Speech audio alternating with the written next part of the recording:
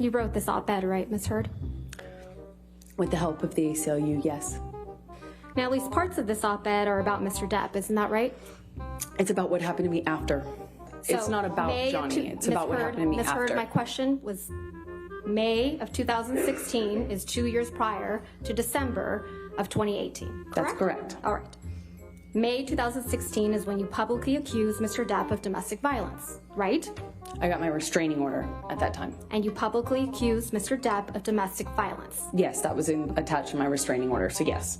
May of 2016 is when you sought a restraining order against Mr. Depp. That's correct, and I had to provide testimony for that.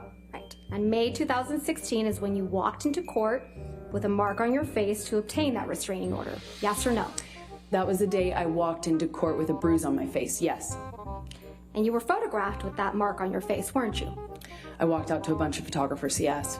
May 2016 is when you told the world that Mr. Depp had physically abused you during your relationship. Isn't that right?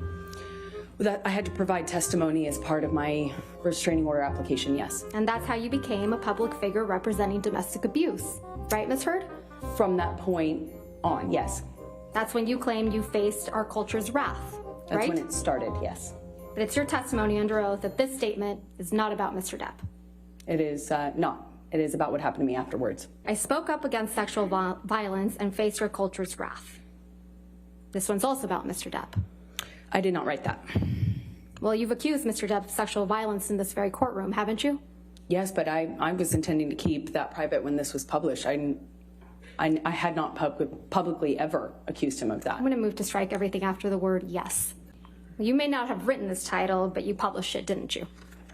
I did not publish a title. I retweeted the article that included the title in it because that was the article. You tweeted, quote, "Today I published this op-ed in the Washington Post." Did I read that right? That is correct. And the tweet includes a link to the op-ed we were just looking at, correct? That's correct.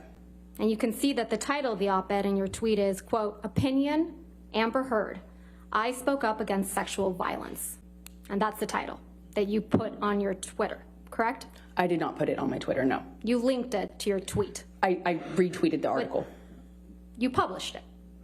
I retweeted a link to an article that I wrote. Perhaps not retweet, I'm not quite sure. It was I a guess tweet. Tweet. I misspoke, excuse me. Tweet, not retweet. You included